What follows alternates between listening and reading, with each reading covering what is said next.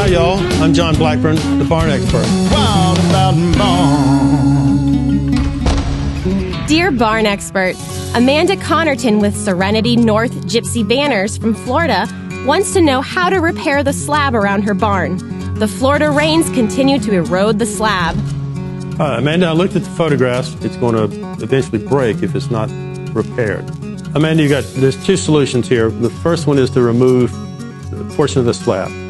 And I'm going to explain both of them. Regrettably, it's not the cheapest solution, but it is a way to solve the problem. If you remove a portion of the slab, what you need to do is you replace the slab by pouring a turn-down slab. In other words, you tie into the existing slab, then you get to the edge, you turn it down into the soil. And then before you pour the slab, you put gravel in there, which was probably there before your slab was eroded. But that's what eroded away and left voids. So what you need to do by using the turn-down slab is to protect that from eroding, and the water will, if there's water under there, it drains away. So that's a fairly simple solution, though it's not necessarily the cheapest solution or the only solution. The other is what I would recommend if you don't want to tear off the slab, or say it's under a part of the building that you can't access, then I would come around the perimeter of the building at those portions, and I would pour a little, what's called a grade beam. You pour a beam that's at and under that edge of that slab, and actually goes down into the soil. And that's just, it doesn't have to bear a lot of weight, it just has to carry the slab.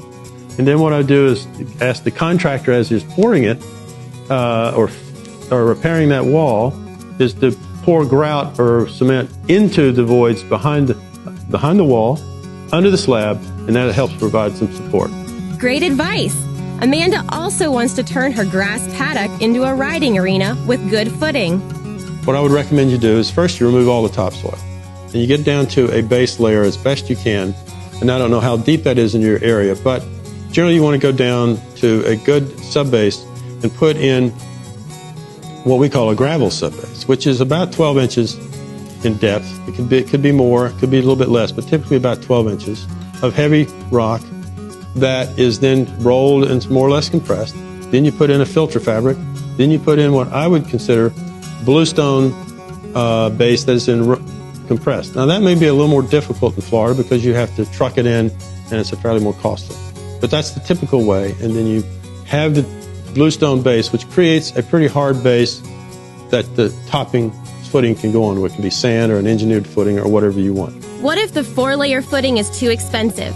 What are Amanda's options? Amanda, you're probably thinking, maybe that's just out of my budget. That's too expensive. And there are other ways. They're probably not as good, but there are other ways. But the important thing, as I said at the outset, is you take away that topsoil. You want to come up with some sort of a sand riding surface base. And that can be put on anything. You can use dirt. Anything can be, but the important thing is drainage. You want to get the drainage of rain falling on the surface or around the building, around the arena, to go away from the arena. You don't want it to sit in the soil, and so that's the most important. Grading is very important, and water is critical. You got to get water away from so it's not ponding and sitting and eroding your arenas. You don't have to have the Cadillac. You can have a very well-designed arena, as long as the primary goal is to get the water away from it, so it doesn't sit and pond and ruin your footing. Thanks, Amanda. Good luck with the slab in the arena. Please send us your updates on your solutions. Have a question for the barn expert? Go to our website, wildaboutbarns.com, or post to our Facebook, Twitter, and Instagram accounts. Let the barn expert help you.